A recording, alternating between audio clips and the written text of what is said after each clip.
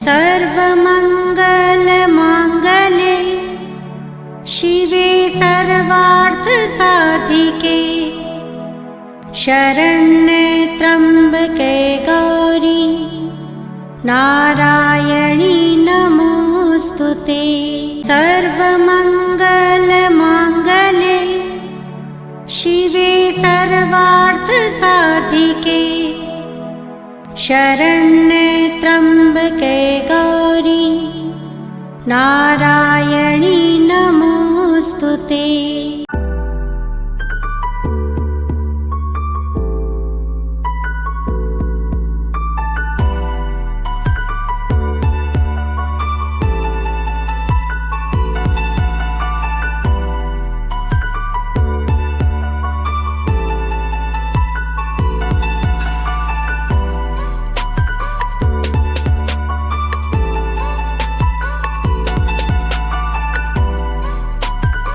माँ एक वरदान दे दो। माँ ने कहा जरूर पुत्र, मेरा दर्शन तो व्यर्थ हो ही नहीं सकता।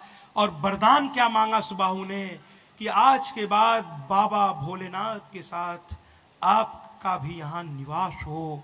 माँ गौरा के रूप में तो आप हैं ही बाबा के साथ, लेकिन दुर्गा रूप में भी आपका निवास हो।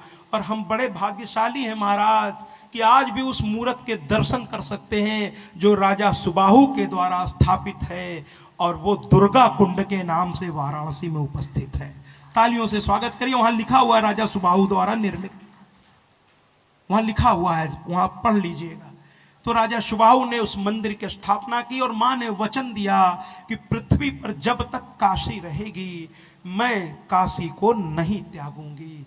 और दुर्गा कुंड में जब भी जाइए वहां दशाश्वमेध घाट पे स्नान कीजिए, और भी बहुत सारे घाट है प्यारे प्यारे माँ गंगा की, वो तो वहां धनुषाकार है माँ गंगा। और काशी तो धरा की हिस्सा है। सत्यवादी हरिश्चंद्र की जब कथा आएगी तो बड़ा आनंद आएगा। माताएं तो रोने लगती है महाराज। आने वाला है सत्यवादी हरिश्चंद्र की कथा भी देवी भागवत में आएगी। तो काशी को धरा का हिस्सा नहीं माना जाता, वो तो शिव के त्रिशूल पर स्थापित है। इसलिए जब हरिश्चंद्र ने सब कुछ दान दे दिया तो अयोध्या की नगरी का तो राज्य सूरज के उदय होने से अस्त होने तक फैला हुआ था। तो अब हुआ कि अब ये रहेंगे कहाँ, दान दी हुई वस्तु पे तो रहा नहीं जाता। पूरी धरा ही विश्वामित्र की हो गई थी। तो ऐसे में वो काशी उन्होंने चुना, क्योंकि काशी धरा का हिस्सा नहीं है, पृथ्वी से उसका बहुत ऊपर स्थान है। तालियों से एक बार स्वागत क्यों ना करें।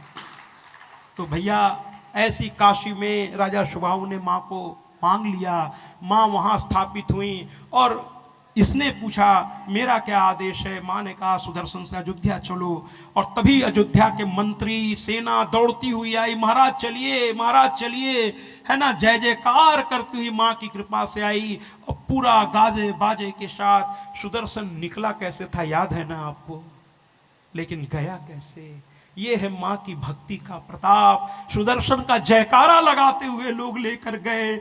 माँ मनोरमा जो रोती हुई वहां से निकली थी, आज फिर से उस पद प्रतिष्ठा को प्राप्त करके प्रवेश किया। चारों ओर से पुष्पों की वर्षा होने लगी, लावा छिटकने लगे लोग उन पर। फिर से उनका राज्याभिषेक हुआ महाराज, राज्याभिषेक हुआ। उस पावन अयोध्या की धरती फिर से हरी भरी हो गई। और इसी के साथ सुदर्शन की कथा समाप्त हो गई। मैंने जयकारा शेरा वालिदा बोल साचे दरबार की। मैंने वादा किया था जितेंद्र सिंह के बीच में एक पाज लेंगे, लेकिन समय अभाव के चलते हैं फिर कथा के बाद, आज ही कथा के बाद, क्योंकि जल्दी से महिषासुर का प्राकट्य और सभी लोग थोड़ा सावधान हो जाएं। माँ का प्राकट्य हम मना लें, फिर जितेंद्र जी अगर कुछ कहना चाहेंगे तो कहेंगे।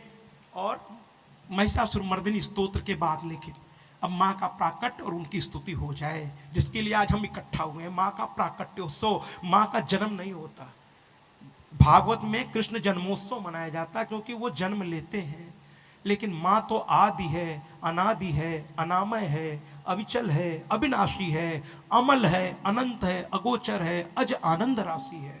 ऐसी माँ का जन्म नहीं होता, इसलिए जन्मोत्सव नहीं मनाएंगे, प्राकटोत्सव मनाएंगे। और मैंने कल आपसे निवेदन किया था कि लाल वस्त्रों में आइएगा और साथ ही साथ अपने घर से जो भी पान फूलों लेकर आइएगा, आरती लेकर आइएगा। आज मैया की जी भर आरती उतारेंगे महिषासुर मर्दनी स्तोत्र के साथ, और उसके बाद आरती तो होगी ही। तो आइए ना, पहले वो स्थिति पैदा की जाए कि मां आए। देखिए, दनु के दो पुत्र थे, रंभ और करंभ। दोनों बड़े बलशाली थे, राक्षसी वृत्ति के थे। दोनों ने सोचा कि कैसे देखिए राक्षसी वृत्ति क्या है, सब कुछ मेरा हो जाए, ये भाव रहता है राक्षसी वृत्ति में।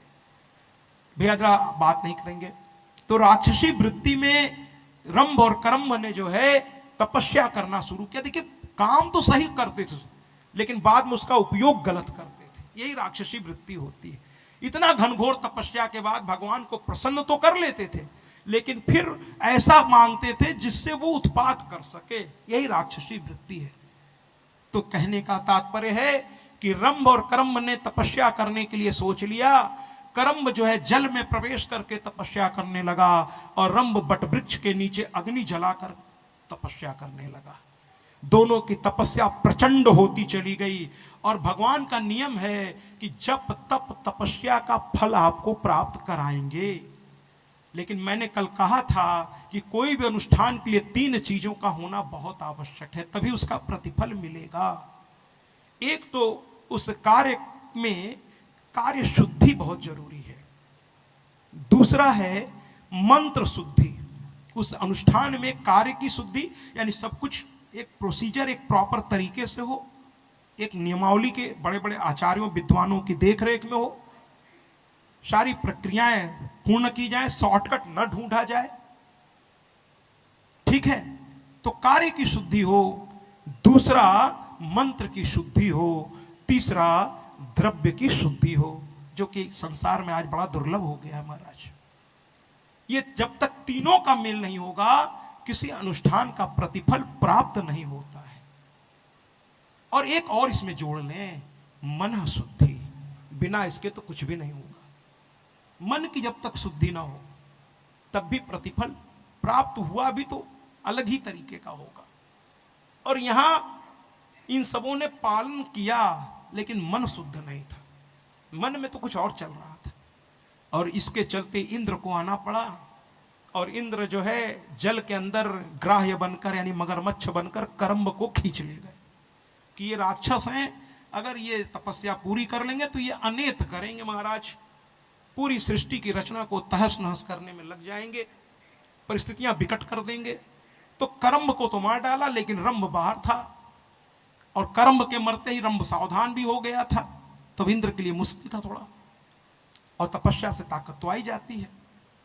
रंभ गुस्से में आया, उसने अपने ही हाथ से अपना बाल पकड़ा और एक हाथ में तलवार उठाई, राक्षसी वृत्ति, और अपने आप को ही मारने चल पड़ा। मैंने कल आपसे निवेदन किया था कि अगर जन्म लेने का अधिकार आपके पास नहीं है, तो मरने का अधिकार आपको किसने दिया है? आत्महत्या पाप है, मत करिए आत्महत्या, न किसी को करने दीजिए। ये भगवान का अधिकार है, जन्म उसने दिया है, मृत्यु भी वही तय कर रखा है। और जब मृत्यु भगवान के भेजा आवे तो डरिए नहीं।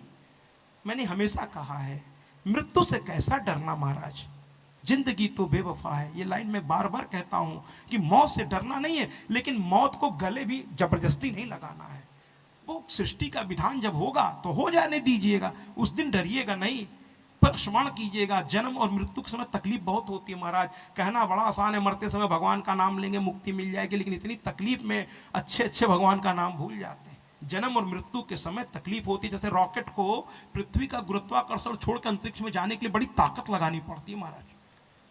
तो एक योनि से दूसरी योनि में प्रवेश करने में बड़ी सारे प्रक्रियाएं होती हैं, बड़ी तकलीफ होती है। कहना बड़ा आसान, उसमें भगवान कह देंगे मुक्ति हो जाएगी, कोई कह ही नहीं पाता। भगवान चिल्लाते हाय हाय हाय तकलीफ के मारे, कुछ लोग बोल नहीं पाते, रोने लगते हैं, भगवान भूल जाते हैं उस समय। लेकिन भक्त नहीं भूलता, क्योंकि भक्त को मालूम है जिंदगी तो बेवफा है, एक दिन ठुकराएगी, मौत महबूबा है अपने साथ लेकर जाएगी। मर के जीने की अदा को दुनिया को जो सिखलाएगा, वो भैया वही मुकद्दर का सिकंदर कहलाएगा। याद रखिए कि कुछ ऐसा कर जाइए जो चिता के साथ जल के भस्म न हो जाए, इस शरीर के साथ कुछ ऐसा कर जाइए जो आपको अमर बना दे। जी, अच्छा लगे तो बिल्कुल तालियां बजाइए। कुछ ऐसा करके जाइए जो आपके भौतिक नश्वर शरीर के साथ जल के भस्म न हो जाए। तो भैया रंभ अपने आप को ही मारने चल पड़ा, और जैसे ही उसने तलवार चलाने शुरू की, सामने अग्नि जलाकर वो आहुति दे रहा था, अग्निदेव एकदम निकल पड़े। देवता देखिए कितने अच्छे होते हैं, वो किसी का बुरा नहीं चाहते, वो जान रहे हैं कि तपस्या कर रहा हम ही लोगों को सताने के लिए, लेकिन वो निकल पड़े और उसका हाथ पकड़ लिया। अरे रंभ क्या कर रहे हो, क्यों मरना चाहते हो? कहे महाराज ऐसा ऐसा हुआ, इंद्र ने मार डाला, हम लोग तो तपस्या कर रहे थे। कहे देखो भाई अब वो तुम मुझको मत समझाओ कि क्यों तपस्या तुम कर रहे थे, मुझे पता है, लेकिन चलो अच्छा काम कर रहे थे, इसका फल तो कुछ तो अच्छा ही मिलना चाहिए, मरो मत, क्या चाहिए तुमको? तो कहने लगा, अब देखिए उसके मन का पाप बाहर आ गया है ना। तो कहता क्या है, हमको ऐसा पुत्र दीजिए जो देवता से ही कह रहा है, ऐसा पुत्र दीजिए जो देवताओं को हरा दे और सारा कुछ उसके कब्जे में हो जाए, उसको कोई मार न सके। तो कहे महाराज पुत्र देने का कर्तव्य तो मैं पूरा कर दूंगा तुम्हें, और ये भी वरदान दूंगा कि वो बलशाली भी होगा, लेकिन कोई मार न सके ये वरदान तो मैं नहीं दे पाऊंगा, इसके लिए ब्रह्मा जी की तपस्या करनी होगी, मारना जीना सब उन्हीं के हाथ में है। और कहकर अग्निदेव कहने लगे कि देखो यहां से तुम उठो और जाओ, रास्ते में जो तुमको सबसे सर्वांग तुम्हें सुंदर लगे स्त्री में, उसे पत्नी रूप में ग्रहण करो, उससे तुम्हें जिस पुत्र की उत्पत्ति होगी, जैसा तुम चाहते हो वैसा पुत्र उससे उत्पन्न हो जाएगा। रंभ ने साष्टांग प्रणाम किया, धन्यवाद दिया, और अग्निदेव अंतर्ध्यान हो गए। रंभ उठा से उठा, लेकिन सोच गलत महाराज, तो परिणाम कहे बोया पेड़ बबूल का तो आम कहां से होए। सोच ही गलत है तो दिशा ही गलत है, तो दशा कैसे बदलेगी महाराज। वो चला और मन तो भ्रमित और ऊपर से कुत्सित। तो एक सामने से महिष आती दिखाई दे गई, भैंसा। अब बताइए साहब, उसकी बुद्धि की विडंबना देखिए, इतना आदमी गिर जाता है, महिषी उसे सुंदर लग गई और उससे ही वो ले आया उसको पकड़ के। उसकी बुद्धि पे हंसी आती है, ले आया, इतने बड़े वरदान अग्निदेव से प्राप्त करके तेजोमय पुत्र उत्पन्न कर सकता था, लेकिन एक महिष को घर ले आया, उसके लिए सारी सुख सुविधाओं का इंतजाम किया और विधिवत उससे विवाह कर लिया, और उससे पुत्र की उत्पत्ति के लिए उसने अपना प्रयास किया। वो गर्भवती हो गई, महिष गर्भवती हो गई। एक दिन वो घूम रही थी और उस महिष को उसी योनि का एक महिष देख लिया, महिषी को महिष देख लिया, यानी एक भैंसे ने देख लिया, और वो दौड़ा लिया उसको। बेचारी महिषी आगे आगे, महिष पीछे पीछे दौड़ने लगा। रंभ को पता चला मेरी पत्नी को परेशान किया जा रहा है, जबकि वो उसी योनि का था, दोनों एक ही योनि के थे। ये तो अलग अलग योनि का था, लेकिन अब इसकी दुष्टता को क्या कहा जाए। लेकिन ये तलवार लेके उसके पीछे भागा, और दोनों मतलब महिषी को बचाने के लिए रंभ और महिष में युद्ध होना प्रारंभ हुआ। महिष भारी पड़ गया और रंभ को मार डाला, रंभ मर गया। अब फिर महिषी भागी, महिष ने पीछा किया, वहां कुछ यक्ष गंधर्व थे, उन्होंने देखा कि एक गर्भवती महिषी चली आ रही है। गर्भवती स्त्री मातृत्व के रूप में होती है, सभी के लिए आदरणीय पूजनीय होती है, चाहे वो किसी योनि की हो। दौड़कर यक्षों ने उसको सहारा दिया, ये गर्भवती है, और महिष को डांटा, अरे ये गर्भवती है, लेकिन महिष मान नहीं रहा था, फिर यक्षों ने उसे मार डाला।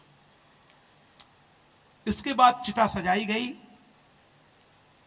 उस पे रंभ को यक्षों ने रखा विधिवत दाह संस्कार करने के लिए, मंत्रों का उच्चारण होने लगा। महिषी उसी के साथ चिता में जल के भस्म होने के लिए तैयार हो गई।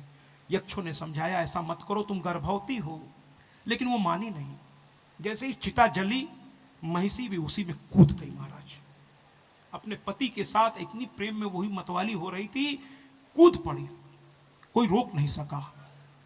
अब उस चिता से सावधान हो जाइए महाराज, एक बड़ी दुखद घटना, बड़ी संसार के लिए विडंबना पैदा होने जा रहा है, क्योंकि अजीब सी स्थिति बन गई।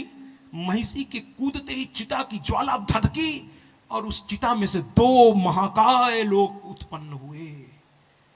एक तो महिषासुर पैदा हुआ जो रंभ और महिषी का पुत्र था।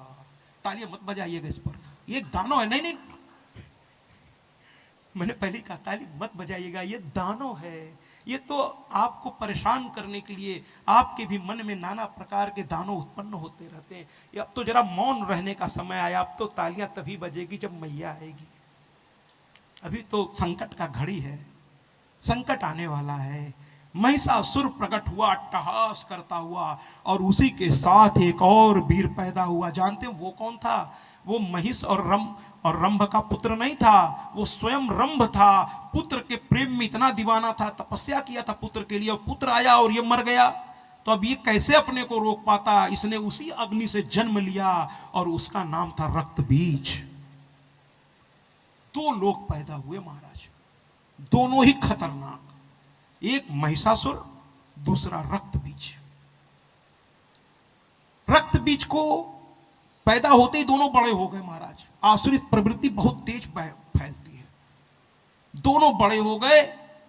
दोनों, हर असुर पहले तपस्या करके शक्ति इकट्ठा करता है, और शक्ति इकट्ठा करके फिर उस पर, और आजकल के कहना नहीं चाहिए जो आसुरी प्रवृत्ति के लोग शक्ति नहीं इकट्ठा करते, पहले ही शुरू हो जाते महाराज, है ना। उनको गुमान हो जाता है कि मेरे पास सब कुछ है, सर्वशक्तिमान हूं मैं, और ये गुमान ही अंत में उनके विनाश का कारण बन जाता है।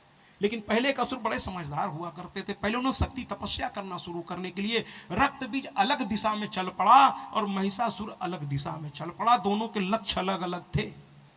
रक्त बीज को इस कथा में थोड़ी देर के लिए अब हम छोड़ देते हैं। अब आप कहेंगे क्यों छोड़ दे रहे हैं भाई, दोनों पैदा हुए, दोनों की कथा सुनाइए महाराज। सुनाएंगे, रक्त बीज आएगा, अभी तपस्या करने उसे जाने दीजिए। वो महादेव की तपस्या करने जा रहा है, तब तक हम इंतजार करते हैं उसके कारनामों का। आएगा, शुंभ निशुंभ के जमाने में आएगा। शुंभ निशुंभ की कथा आएगी तो रक्त बीज को वापस आपसे मैं मिलवाऊंगा। ऐसे ईश्वर न करे सचमुच का रक्त बीज कभी मिले। तो रक्त बीज जो है महादेव की तपस्या में चला गया, और महिषासुर जो है ब्रह्मा की तपस्या में चला गया। जो पिता का अधूरा काम था कि ब्रह्मा की तपस्या करो अमर हो जाओगे, ऐसा अग्निदेव ने कहा नहीं था। कहा था मरना और जीना वो सब उनके अधिकार में, उनकी तपस्या करो। इसीलिए महिषासुर तपस्या ब्रह्मा जी की करने लगा। तमसा नदी के किनारे 10,000 वर्ष तक तपस्या की। हम लोग 16 सोमवार में घबरा जाते हैं महाराज, और नाराज होके कहने लगते हैं अरे भैया कुछ हो ही नहीं रहा है, कुछ हो ही नहीं रहा है।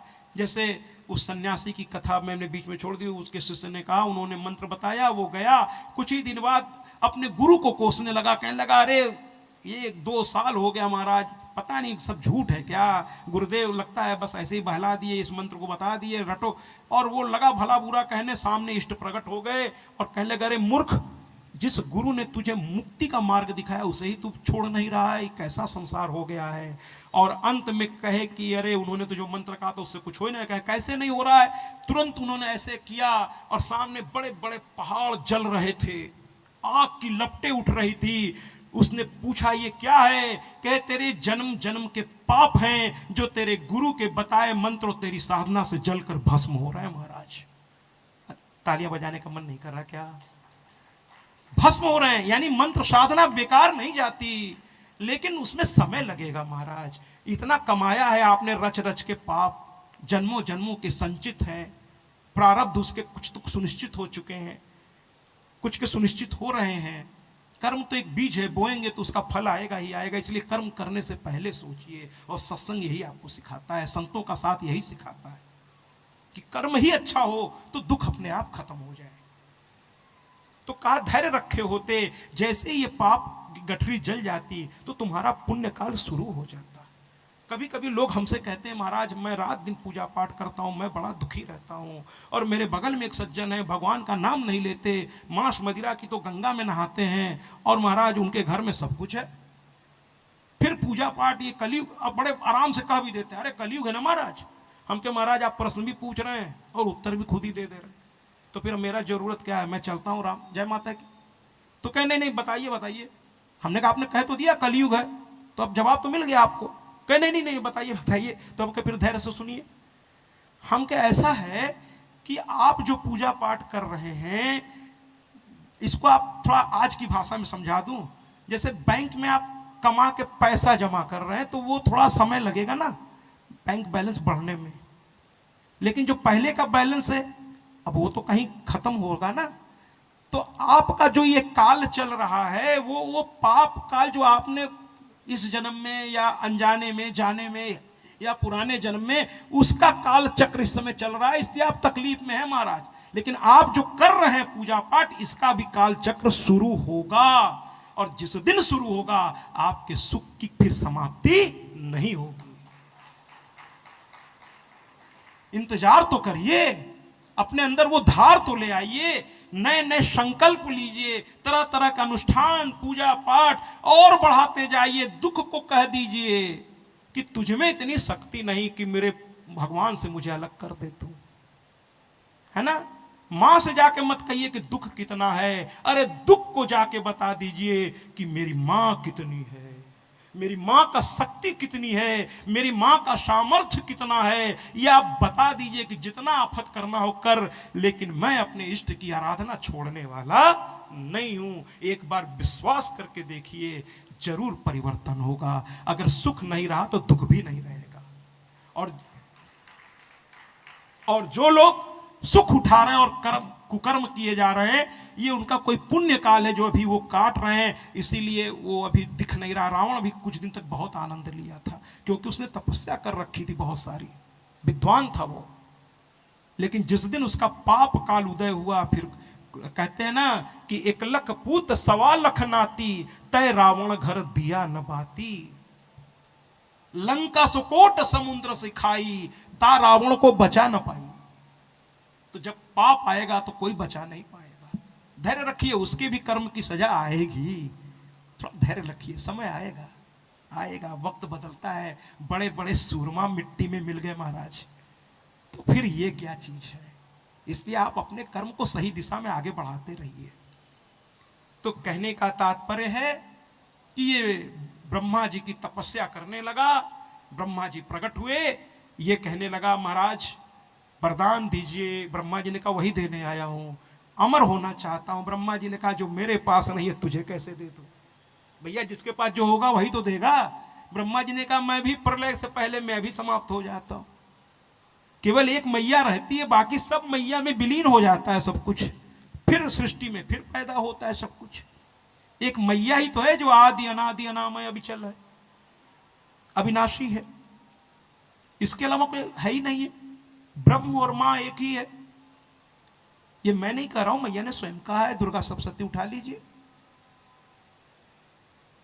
ब्रह्म स्वरूप नहीं कहा गया मां को, ब्रह्म स्वरूप की है वो। एको हम द्वितीयो नास्ति। और देवी भागवत का अर्ध श्लोक सर्वखलविद मेवाहम नान्य दस्ति सनातना, नान्य दस्ति सनातन। मैंने वो कहती है मां कि मेरे सिवा कुछ है ही नहीं। तो कहने का तात्पर्य यह है कि इस तरीके से ब्रह्मा जी ने कहा भैया जो है ही नहीं मैं कैसे दे दूं। तो कहा कि फिर बुद्धि लगाया, राक्षस बुद्धि लगाते थे, लगाया। कहने लगा ठीक है भैया, फिर एक काम कीजिए कि मानो योनि यानी पुलिंग यानी नर, नर से मैं न मारा जाऊं। ब्रह्मा जी हंसने लगे, कहने लगे ये बड़ा अलग टाइप का व्यक्ति मिला। कहे अच्छा स्त्रियों का क्या ख्याल है। कह अरे ये क्या कर लेंगी। आजकल कुछ, सबकी बात नहीं करूंगा, सब तो बहुत आदरणीय लोग हैं, लेकिन कुछ पुरुषों की सोच भी ऐसी ही होती जा रही है। मैथिली शरण गुप्त की वो कविता मुझे चंद लाइन, एक लाइन, अबला है तेरी यही कहानी, आंचल में है दूध आंखों में पानी। लेकिन इसको लोगों ने गलत अर्थ ले लिया। और तुलसीदास की एक दोहा को लोगों ने इतना, कुछ लोगों ने उसको उल्टा पुल्टा कर दिया महाराज। बड़ी तकलीफ होती है ऐसे लोगों की विचारधाराओं को। प्रणाम है ऐसे लोगों की विचारधाराओं को। कहते हैं बाबा तुलसी लिखे हैं, ढोल गवार असुद्र पशु नारी, ये सब ताड़न के अधिकारी। बड़ी विचित्र स्थिति है। अरे महाराज बाबा तुलसी ने क्या लिखा इसको समझिए तो। वो कहते हैं कि ढोल, गंवार, शूद्र, पशु, नारी, ताड़न। ताड़न हमारे उत्तर प्रदेश में, ऐसे तो मैं भी बिहार का ही हूं, मेरे पिताजी मूल बिहार के ही थे। उत्तर प्रदेश मेरा कर्मभूमि रहा है, जन्म स्थान भी रहा है। तो कुल मिलाकर के ताड़न कहते ना भैया, जरा इनके ताड़त रहिए। ताड़त माने इनको देखते रहिएगा, इनको जरा देखभाल करिएगा। यानी ताड़न माने इनकी समुचित देखभाल करिए। किसकी किसकी? ढोल गंवार शूद्र पशुनारी, इनकी देखभाल की आवश्यकता होती है, न कि ताड़न माने उनको पीटिए। ये कहां से किसने ये अर्थ निकाल दिया, हमारे समझ में नहीं आया। अरे भैया इनकी देखभाल करिए, ये देखभाल के अधिकारी है, इनका सम्मान करिए।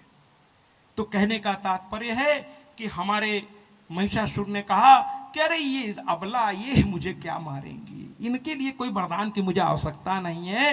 ये तो अब जाने दीजिए उसने क्या क्या कहा। दुष्ट लोगों की सोच कितनी नीचे जा सकती है, उसकी कल्पना भी हम लोग नहीं करना चाहते। तो कुल मिलाकर के ब्रह्मा जी को समझ में आ गया। तो कहे माने कुल मिला के तुम ये कहना चाहते हो कि अगर तुम्हारी मृत्यु हो तो स्त्री के हाथ हो? तो कहने लगा हाँ हाँ हाँ, यही कहना चाहता हूं, क्योंकि स्त्री मुझे मारी नहीं पाएगी, यही वरदान दे दो। अरे भैया उसने अमरता नहीं मांगी, एक तरह से मूर्ख ने ये मांग लिया कि मैं स्त्री के हाथों मारा जाऊं। मंगल मांगल्ये शिवे सर्वार्थ साधिके शरण्ये त्र्यंबके गौरी नारायणी नमोस्तुते।